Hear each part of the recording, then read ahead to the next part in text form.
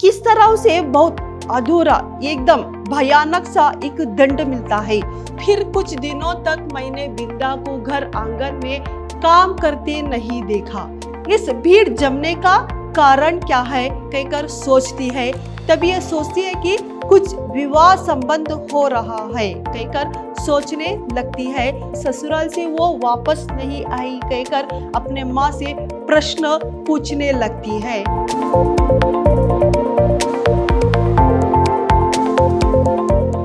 नमस्कार, मैं हूँ मेहरताज, अत्युत्तम विद्याश्रम की हिंदी प्रवक्ता। जो मैंने कल की कक्षा में जब बताया था कि जैसे कि आपकी जो प्रथम पीयूसी की हिंदी साहित्य की जो हिंदी साहित्य वैभव की जो प्रथम सोपान का गद्य भाग जो चौथा गद्य भाग है, उसके बिंदा जो महादेवी वर्मा द्वारा लिखी गई रेखा चित्र का इस पाठ का मैं कल की कक्षा में आपको बताया था।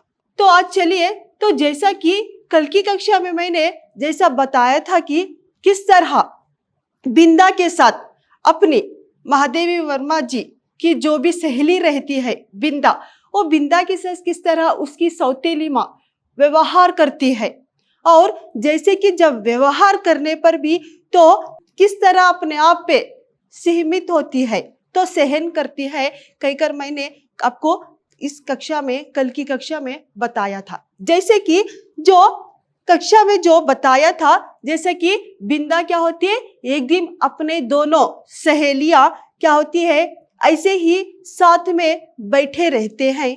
तभी एक बिंदा क्या करती है, जो भी महादेवी वर्मा को बताती है कि हाथ दिखाकर देखिए, आसमान में हाथ दिखाकर बताती है, वो है चमकती हुई जो तारा, वो मेरी अम्मा कहकर बताती है।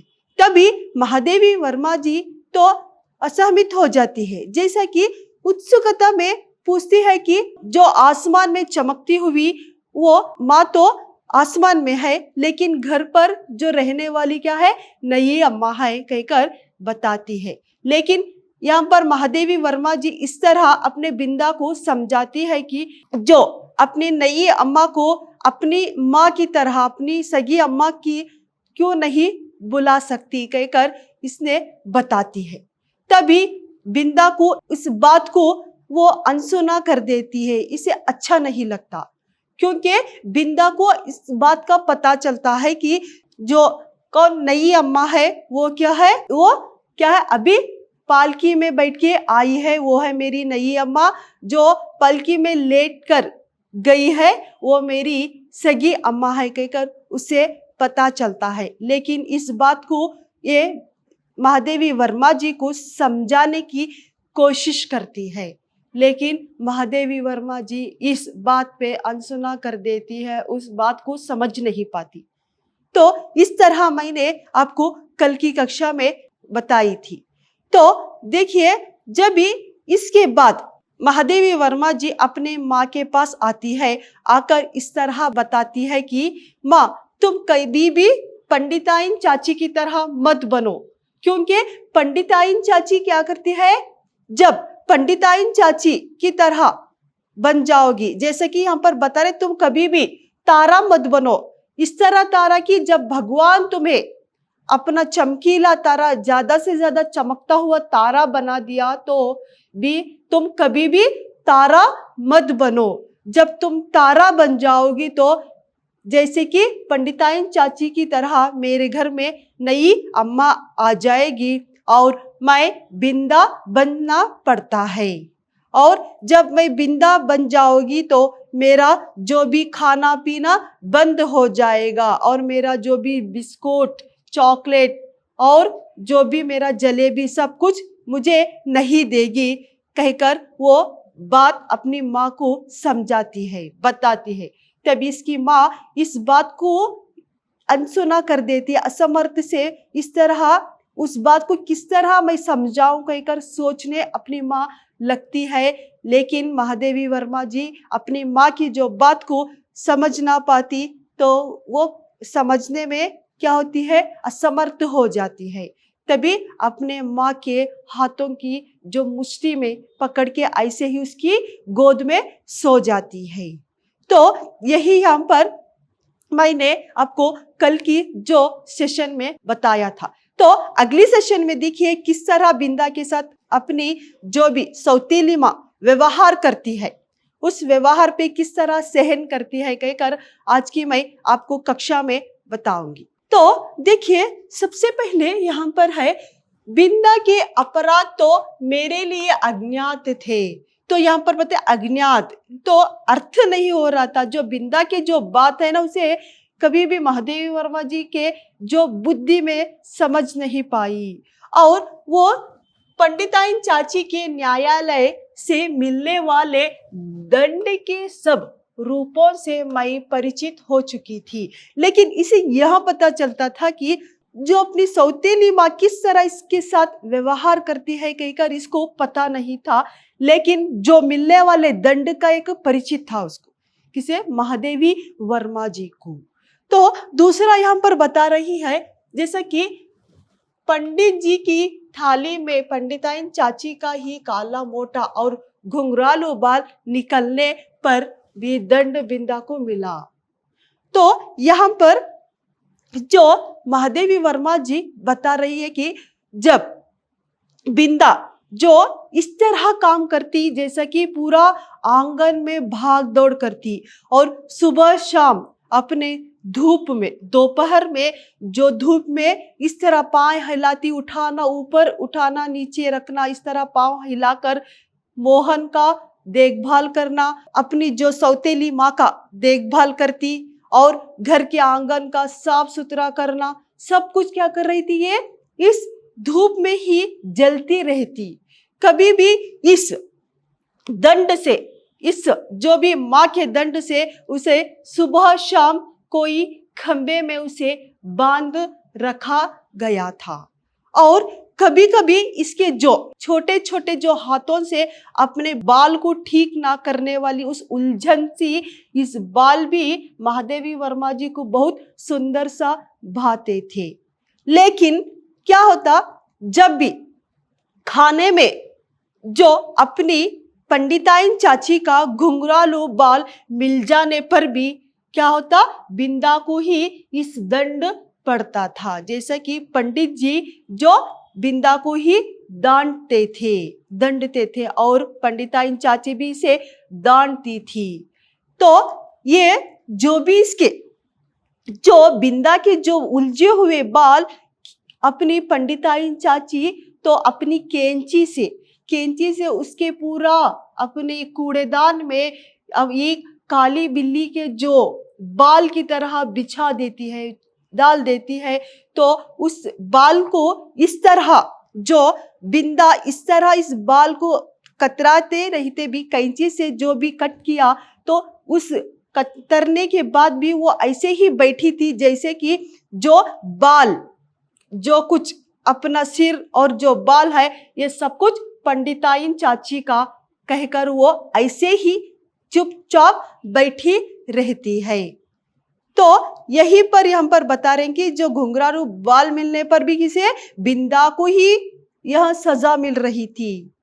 तो इस वजह से उसके सारे बाल क्या करते हैं, अपनी पंडिताइन चाची कैंची से पूरा क्या करती है, निकाल देती है, बाल निकाल देती है। तभी देखिए यहाँ पर क्या होता है, जब पंडिताइन चाची के कैंची ने उन्हें कूड़े के ढेर पर बिखरा और उनके स्थान के बिल्ली की काली धारियों जैसी रेखाओं से भर दिए, तो मुझे रुलाई आने लगी। पर बिंदा ऐसे बैठी थी मानो सिर और बाल दोनों नई अम्मा की हो। तो जब उसकी नई चाची उस बाल को कतरने पर भी वो ऐसे ही बैठी थी जैसे कि वो बाल, सिर, सब कुछ क्या है, नई अम्मा की है कहकर यहाँ पर अपने इस स्मृति पटल में बिंदा याद करती है। तो आगे देखिए क्या होता है उसके साथ। ऐसे ही एक दिन क्या होता है, जब बिंदा को मिलने वाले दंड के बारे में, किस किस तरह के उससे दंड मिलते थे जो बिंदा को, देखिए एक दिन याद आता है चूल्हे पर चढ़ाया हुआ दूध। तो ऐसे ही किस तरह उसे बहुत अधूरा, एकदम भयानक सा एक दंड मिलता है। जैसे कि एक दिन क्या होता है, बिंदा अपने चूल्हे पे दूध चढ़ाए रहती है। जब दूध चढ़ाने पर उफ ना करने से उस दूध को अपने छोटे से हाथों से उतारने के वक्त उस गरम गरम दूध पूरा अपने पैरों में पड़ जाता है। इस पड़ जाने के कारण से वो रोती रहती है। तो बिंदा सोचने लगती है कि तो रोने के बजाय अपनी जो माँ है पंडिताइन चाची के पास क्यों वो जाके दवाई नहीं लगवा रही कहकर वो अपने अज्ञात में सोचती है। तो लेकिन इस अज्ञात का उसे कोई समझ में नहीं जाता, क्योंकि यहाँ पर हर बात में पंडिताइन चाची इसे दंड देती है। तो यही बिंदा को डर लगता था कि इसे अपने दर्द का डर नहीं था। जैसे कि जो दूध नीचे पड़ा, जो फैला हुआ दूध देकर मुझे पंडिताइन चाची डांटेगी कहकर वो डरती रहती है। सहमित होके ऐसे ही खड़ी हो जाती है अपने इस दर्द को संभालते हुए। तभी बिंदा कहती है, जैसा कि मुझे अपने बिंदा उस महादेवी वर्मा जी के हाथ जोर से पकड़ के बताती है, संदेह देती है कि मुझे कहीं पर छिपा दो, मुझे कहीं पर लेकर चलो, वरना मुझे क्या आएगी, पंडिताइन चाची दंड देगी कहकर सोचने बताती है। बिंदा वहां से क्या करती है, अपने घर लेकर अपने घर से बाहर आती है। तभी वर्मा जी अपने घर लेकर उसे आती है। तो जब घर लेकर आके उसे वो सोचने लगती है, जब मेरे कमरे में छिपा दूं या मेरे छत पे छिपा दूं कहकर वो सोचने लगती है। तभी वहां पे दो जो अपनी दीवार से आने वाली एक आवाज, जो पंडिताइन चाची की आवाज सुनकर इन दोनों ने डर जाते हैं, कांपने लगते हैं। इस कांपने में इन दोनों क्या होते हैं, ये जो भी गाय के लिए बांधा हुआ कोठरी में जाके बंद हो जाते हैं, छिप जाते हैं। इस छिप जाने के कारण से वो क्या होती है, बिंदा ऐसी डरती होती है कि जैसा महादेवी वर्मा जी का हाथ अपने ठंडे ठंडे दो हाथों से उसका हाथ इस तरह पकड़ के रहती है, जैसे कि कोई मुझे कुछ दंड देगा कहकर डर के उसका हाथ जोर से पकड़ के ऐसे ही बैठती है। तभी क्या होता है, महादेवी वर्मा जी को ऐसा लगता है कि जो घास भी उसको चुभती रहती है, लेकिन बिंदा अपना इस जला हुआ जो पैर को भी वो ऐसे सहनती हुई बैठी थी, जैसे कि उसे जो चुभने वाला घास भी कंबल के बिछौने की तरह लग रहा था।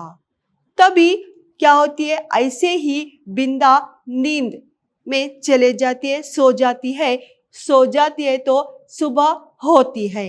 तब सुबह होने पर गाय के लिए घास लेने के लिए जब गोपी उस कोठरी में आता है, तभी इस जो भी संदेश को देखकर, इस संदेह को देखकर वो भयंकना से कोलाहल करने लगता है। तभी कोलाहल करने पर वो अपनी माँ, इसे जो भी महादेवी वर्मा जी की माँ, इसे बिंदा को अपने घर लेकर जाती है। लेकर जाने पर अपनी जो महादेवी वर्मा जी की माँ उसे क्या करती है, तिल का तेल और चूने का पानी लगा के कोई व्यक्ति अपने जो भी कोई भी एक नौकर से उसके घर भिजवा देती है। तो भिजवा देने के बाद जब उसे कुछ दंड मिला, उस दंड से वो भयानकता सोचती है, जैसा कि उसको पता नहीं था कि किस तरह का उसे जो बिंदा को दंड मिला उसके बारे में वो बताने के लिए असंभव थी, क्योंकि क्योंकि वहां पर पूरा दिन दूध जो भी गिरा के जो भी किया हुआ जो समस्या का हल के लिए जो कोई भी वहां पर हल ही नहीं था। तो यहाँ पर क्या है, सौतेली माँ जो भी पंडिताइन चाची के जो भी न्याय विधान में कोई क्षमा का कोई नहीं था। और दूसरा यहाँ पर देखिए, यहाँ पर बता रहे हैं घास का चुभा हुआ ढेर रेशमी बिछौना बन गया था, यही बता रहे। तो उसका जो भी घास चुबा हुआ घास भी क्या होता है, उसे बिछौने की तरह लग रहा। तो यहाँ पर बता रहे हैं कि जो पंडिताइन चाची के जो भी न्याय विधान में क्षमा का स्थान था, ना अपील का अधिकार।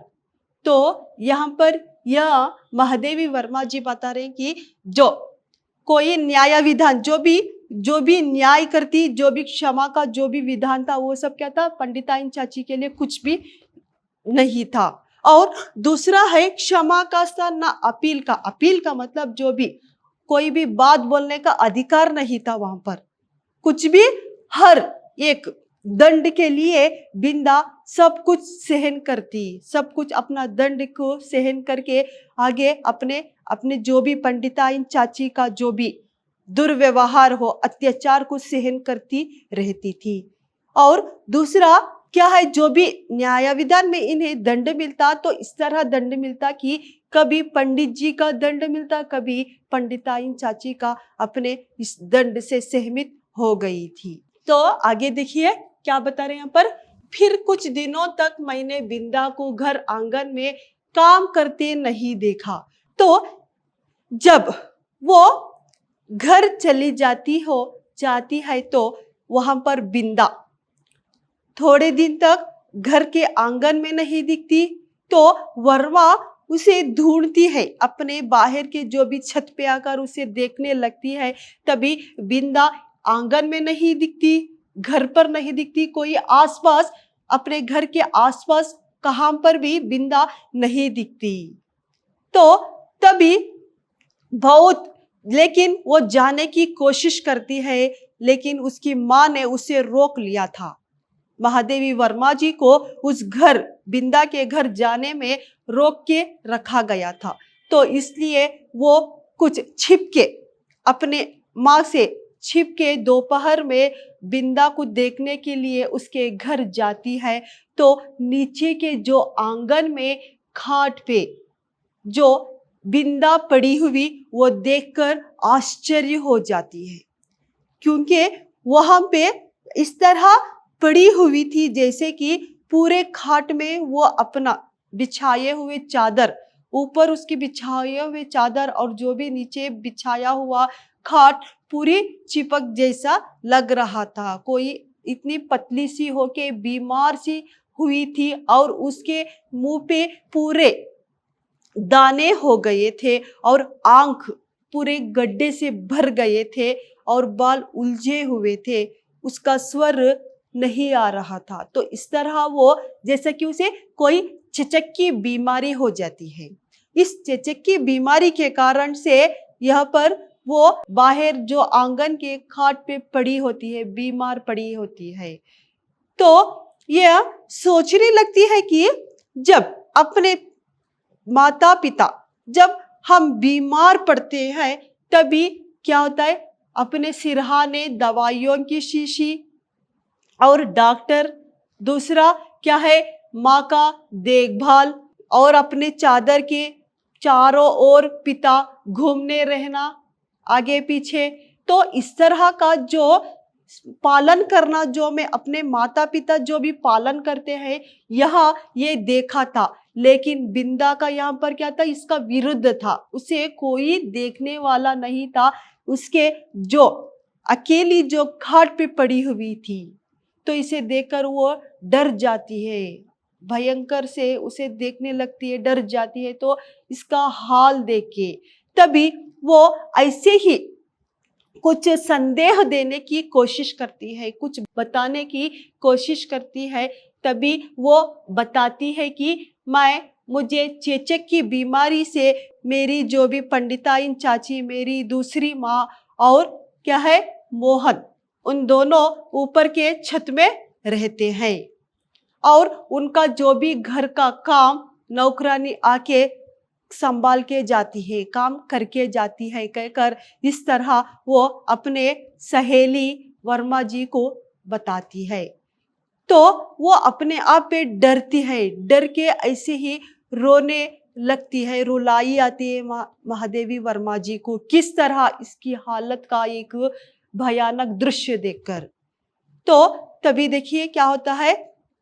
तो डॉक्टर दवा की शीशी, तो वही बता रहे, जो डॉक्टर दवा की शीशी, सिर पर हाथ फेरी हुई माँ। कभी भी हमारा इस तरह क्या होता है, अपने माता पिता जब हम बीमार पड़ते हो तो किस तरह हमारा देखभाल करते हैं, लेकिन इसका विरुद्ध इस बिंदा पर था। तो तभी यहाँ पर बता रहे, बिंदा को देखना संभव ना हो सका क्योंकि मेरे इस अज्ञात उल्लंघन से माँ बहुत चिंतित हो उठी थी। यहाँ पर बता रहे हैं कि वर्मा जी जो इस बिंदा का अव्यवस्थित दृश्य देखकर डर गई थी, अपने आप पर क्योंकि सहमित हो गई थी। तो इस जो भी सहमित से मेरी अम्मा जो भी महादेवी वर्मा जी की माँ चिंतित हो रही थी। तो इस हाल को देखकर तभी ऐसे ही सवेरे क्या होता है, देखिए बता रहे हैं यहाँ पर। तो एक दिन सवेरे ही रुकिया के उनसे ना जाने क्या की रामायण बंद कर बार बार आंखें पोंछती हुई बिंदा के घर चल दी। रुकिया मेरे लिए चित्रकालदर्शी से कम ना, परंतु वह विशेष अनुनय विनय के बिना कुछ बनाती थी नहीं, और क्या है, उससे अनुनय विनय करना मेरा आत्मसम्मान के विरुद्ध पड़ता था। तो यहाँ पर पंडिताइन चाची बता रही है कि जब सवेरे सवेरे ही जो बिंदा के जो भी महादेवी वर्मा जी के जो घर में काम करने वाली रुखैया आके सवेरे सवेरे ही जो वर्मा जी की माँ से कुछ बात बताती है, तभी उसकी माँ रामायण बंद करके क्या होती है, दौड़ के आंखें पोंछती हुई बिंदा के घर जा पहुंचती है। तभी जाते जाते यहाँ उसकी माँ बताई जाती है कि बाहर मत आना कहकर उसे समझा के जाती है। तभी इस समझाने के बाद लेकिन यह बिंदा को उत्सुकता थी कि जो वह बिंदा के घर में कुछ क्या हो रहा है, क्यों भीड़ जमी हुई है कहकर वो देखने की कोशिश करती है। तभी वो खिड़की से देखने का कोशिश करती है, पर भी वो रुखैया से पूछने लगती है। तो रुखैया इस तरह बताती है कि जो त्रिकालदर्शी से कुछ भी वो संदेश देना नहीं चाहती। तो जो जैसा कि उसे लगता था कि यह मेरे लिए त्रिकालदर्शी से कम नहीं थी, कोई भी बात मुझे समझाने नहीं जाती थी, कोई बात नहीं बताती थी, इसलिए उसे हर रुखैया की जो हर बात भी उसे विरुद्ध लगती थी, अच्छी नहीं लगती थी। बिंदा अपने घर के जो खिड़की से जब वर्मा जी अपने बिंदा के घर की ओर देखती है तो तभी उसे पता चलता है कि उसके घर के आंगन में भीड़ जमी होती है। तो यह सोचने लगती है कि इस भीड़ जमने का कारण क्या है कहकर सोचती है। तभी यह सोचती है कि कुछ विवाह संबंध हो रहा है कहकर सोचने लगती है। तो वो सोचती है कि जो इस घर में विवाह हो रहा हो तो जब पंडिताइन चाची मर के जो तारा बन जाएगी, तारा बन के चमकती होगी, तभी इस पंडित जी की दूसरी शादी होगी। और ना बैठने वाला मोहन, तो उसकी तो विवाह नहीं हो सकती, तो और किसकी इस घर में विवाह हो रही है कहकर सोचती है। सोच बीच के इसके एक बुद्धि में समझ आता है कि बिंदा का ही विवाह हो रहा होगा कहकर सोचने लगती है। तभी वह विवाह होने के बावजूद उसने मुझे अपनी सहेली मानकर एक बार भी मुझे बुलाया नहीं। इस विवाह संबंध में ये बिंदा होगी कहकर वर्मा जी सोचकर अपने आप को अपमानित कहकर समझती है, और वो अपने जो भी खेलते वक्त अपने जो भी गुड़ियों के एक सामने साक्षी मानकर, गुड़ियों के जो भी अपने साक्षी मानकर वो कहती है कि मैं कभी भी मेरे अपने जो भी विवाह संबंध में कोई एक शुभ कार्य में मैं इसे नहीं बुलाऊंगी कहकर वो अपने आप को गुस्से से सहन कर बोलती है।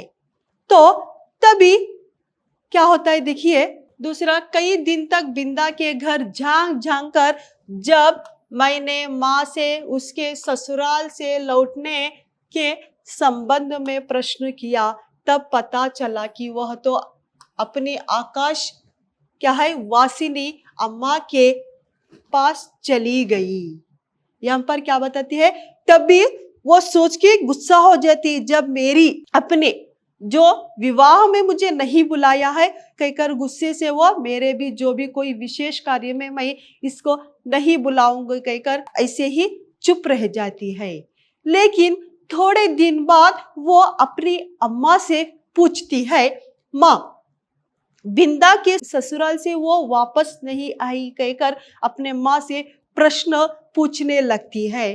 तो तभी उसकी माँ इस तरह समझाती है कि जो उसकी जो अपनी सगी माँ है उस अम्मा के पास तारा बन के चली गई कहकर बताती है। जो वासिनी जो जननी जो अपनी माँ रहती है सगी माँ के पास, वो भी आसमान में तारा बन गई चली गई कहकर बताती है।